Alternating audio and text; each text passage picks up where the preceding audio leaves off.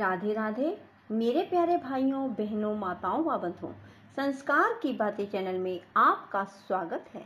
बंधुओं, आज सावन महीने के बड़े सोमवार के दिन मैं आपको सुना रही हूँ भगवान शिव और माँ पार्वती की कथा। बंधुओं, सोमवार भगवान शिव और माँ पार्वती को समर्पित है। जो मनुष्य भी सोमवार के दिन भगवान शिव की विशेष रूप से पूजा आराधना करते हैं, भगवान शिव की कथाओं को सुनते हैं, उन पर भगवान शिव माँ पार्वती सहित विशेष अनुकंपा बनाए रखते हैं।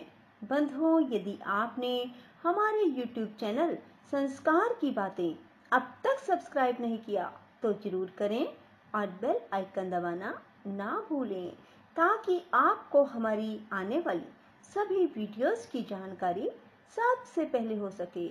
बंधुओं, वीडियो को पूरी सुनने के बाद कमेंट बॉक्स में जय शिव शंकर भोलेनाथ, जय माँ पार्वती लिखना ना भूलें। बोलो शिव शंकर भोलेनाथ की जय, माँ पार्वती की जय। ब्रह्मा जी कहते हैं, देवताओं के अपने आश्रम में चले जाने पर पार्वती के तप की परीक्षा के लिए भगवान शंकर समाधिस्थ हो गए।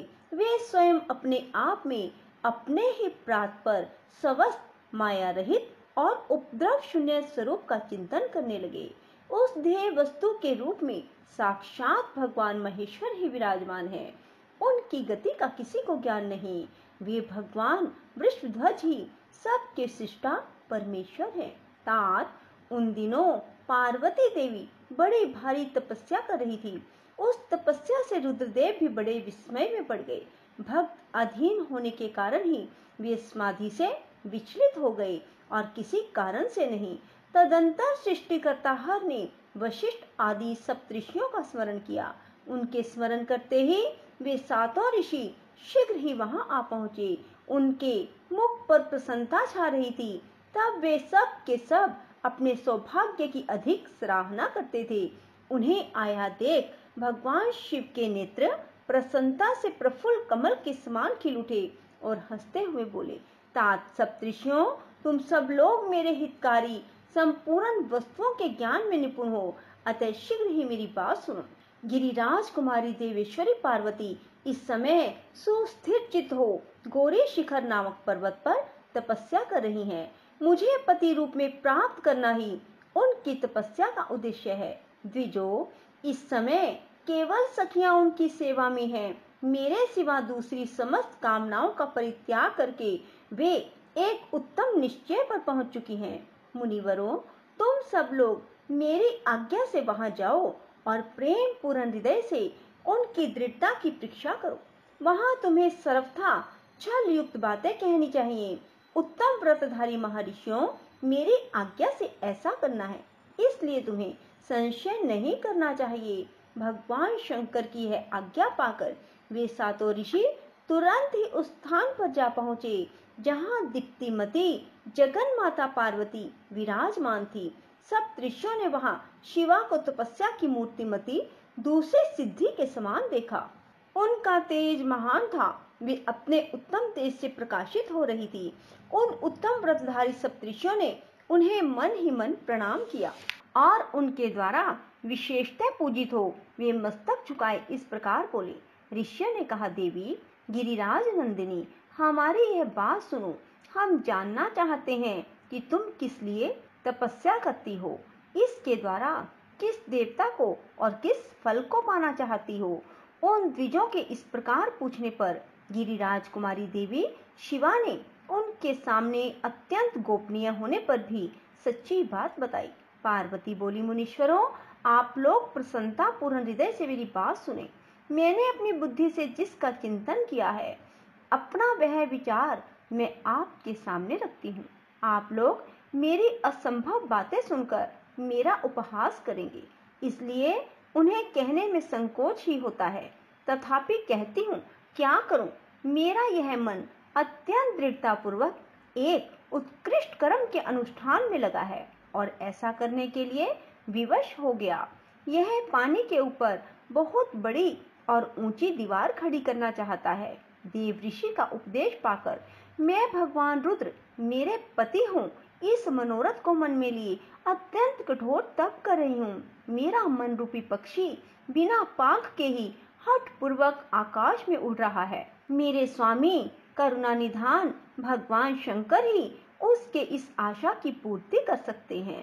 पार्वती का यह वचन सुनकर वे मुनि हंस पड़े और गिरिजा का सम्मान करते हुए प्रसन्नता पूर्वक छल युक्त मिथ्या वचन बोले। ऋषियों ने कहा, गिरिराज नंदिनी, देव ऋषि नारद व्यर्थ ही अपने को पंडित मानते हैं। उनके मन में क्रूरता भरी रहती है। आप समझदार होकर भी क्या उनके चरित्र को नहीं जानती? नारद छल कपट की बातें करते हैं और दूसरों के चित्त को मुंह में डालकर मत डालते हैं। उनकी बातें सुनने से सर्वथा हानि होती है। ब्रह्मपुत्र दक्ष के पुत्रों को नारद ने जो छल पूर्ण उपदेश दिया, उसका फल यह हुआ कि वे सब के सब अपने पिता के घर लौटकर ना आ सके। यही हाल उन्होंने दक्ष के दूसरे पुत्रों का भी किया। वे भी उनके चक्कर में आकर भिखारी बन गए। विद्याधर चित्रकेतु को इन्होंने ऐसा उपदेश दिया कि उसका घर ही उजड़ गया। प्रहलाद को अपना चेला बनाकर इन्होंने हिरण्यकशिपु से बड़े बड़े दुख दिलवाए। ये सदा दूसरों की बुद्धि में भेद पैदा किया करते हैं। नारद मुनि कानों को पसंद आने वाली अपनी विद्या जिस जिस को सुना देते हैं, वही अपना घर छोड़कर तत्काल भीख मांगने लगता है। उनका मन मलिन है, केवल शरीर ही सदा उज्जवल दिखाई देता है। हम उन्हें विशेष रूप से जानते हैं क्योंकि उनके साथ रहते हैं। उनका उपदेश पाकर बड़े बड़े विद्वानों द्वारा सम्मानित होने वाली तुम भी व्यर्थ ही भुलावे में आ गई और मूर्ख बनकर दुष्कर तपस्या करने लगी। बाले, तुम जिनके लिए यह भारी तपस्या करती हो, वे रुद्र सदा उदासीन, निर्विकार और काम के शत्रु हैं। इसमें संशय नहीं है। वे अमांगलिक वस्तुओं से युक्त शरीर धारण करते हैं, लज्जा को तिलांजलि दे चुके हैं। उनका ना कहीं घर है ना द्वार। वे किस कुल में उत्पन्न हुए हैं, इसका किसी को नहीं पता। कुत्सित वेश धारण किए भूतों प्रेत आदि के साथ रहते हैं और नंग धड़ंग हो शूल धारण किए घूमते हैं। धूर्त, नारद ने अपनी माया से तुम्हारे सारे विज्ञान को नष्ट कर दिया, युक्ति से तुम्हें मोह लिया और तुमसे तप करवाया। देवेश्वरी गिरिराज नंदिनी, तुम ही विचार करो कि ऐसे वर को पाकर तुम्हें क्या सुख मिलेगा। पहले रुद्र ने बुद्धि से खूब सोच विचार कर साध्वी सती से विवाह किया, परंतु वे ऐसे मूढ़ हैं कि कुछ दिन भी उनके साथ निभा ना सके। उस बेचारी को वैसे ही दोष देकर उन्होंने त्याग दिया और स्वयं स्वतंत्र हो अपने निष्कल और शोक रहित स्वरूप का ध्यान करते हुए उसी में सुखपूर्वक रम गए। देवी, जो सदा अकेले रहने वाले, शांत, संग रहित और अद्वितीय हैं, उनके साथ किसी स्त्री का निर्वाह कैसे होगा? आज भी कुछ नहीं बिगड़ा है। तुम हमारी आज्ञा मानकर घर लौट जाओ और इस दुर्बुद्धि को त्याग दो। महाभागे, इससे तुम्हारा भला होगा। तुम्हारे योग्य वर हैं भगवान विष्णु, जो समस्त सद्गुणों से युक्त हैं।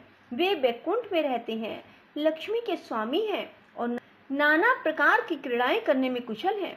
उनके साथ हम तुम्हारा विवाह करा देंगे और वह विवाह तुम्हारे लिए समस्त सुखों को देने वाला होगा। पार्वती, तुम्हारा जो रुद्र के साथ विवाह करने का हठ है, ऐसे हठ को छोड़ दो, सुखी हो जाओ। ब्रह्मा जी कहते हैं, नारद, उनकी ऐसी बात सुनकर जगदम्बिका पार्वती हंस पड़ी और पुनः उन ज्ञान विशारद मुनियों से बोली। पार्वती ने कहा, मुनीश्वरों, आपने अपनी समझ से ठीक ही कहा है, परंतु द्विजो, मेरा हठ भी छूटने वाला नहीं है। मेरा शरीर पर्वत से उत्पन्न होने के कारण मुझ में स्वाभाविक कठोरता विद्यमान है। अपनी बुद्धि से ऐसा विचार कर आप लोग मुझे तपस्या से रोकने का कष्ट ना करें। देव ऋषि का उपदेश वाक्य मेरे लिए परम हितकारक है, इसलिए मैं उसे कभी नहीं छोड़ूंगी। वेद वेता भी ये मानते हैं कि गुरुजनों का वचन हितकारक होता है, गुरुओं का वचन सत्य होता है। ऐसा जिनका दृढ़ विचार है, उन्हें इहलोक और परलोक में परम सुख की प्राप्ति होती है और दुख कभी नहीं होता। गुरुओं का वचन सत्य होता है। यह विचार जिनके हृदय में नहीं है, उन्हें इहलोक और परलोक में भी दुख ही प्राप्त होता है, सुख कभी नहीं मिलता। अतः द्विजो, गुरुओं के वचन का कभी किसी तरह भी त्याग नहीं करना चाहिए। मेरा घर बसे या उजड़ जाए, मुझे तो यह हट ही सदा सुख देने वाला है। मुनिवरों, आपने जो बातें कही हैं, मैं उनका आपके कहे हुए तात्पर्य से भिन्न अर्थ समझती हूँ और उनका यहाँ संक्षेप से विवेचन प्रस्तुत करती हूँ। आपने यह ठीक कहा कि भगवान विष्णु सद्गुणों के धाम और लीला विहारी हैं। साथ ही आपने सदाशिव को निर्गुण कहा। इसमें जो कारण है यह बताया जाता है। भगवान शिव साक्षात परब्रह्म हैं, अतएव निर्विकार हैं। वे केवल भक्तों के लिए शरीर धारण करते हैं, फिर भी लोक की प्रभुता को दिखाना नहीं चाहते। अतः परमहंसों की जो प्रिय गति है उसी को वे धारण करते हैं। क्योंकि वे भगवान शंभु परम आनंद में हैं, इसलिए अवधूत रूप से रहते हैं। माया लिप्त जीवों को ही भूषण आदि की रुचि होती है, ब्रह्म को नहीं।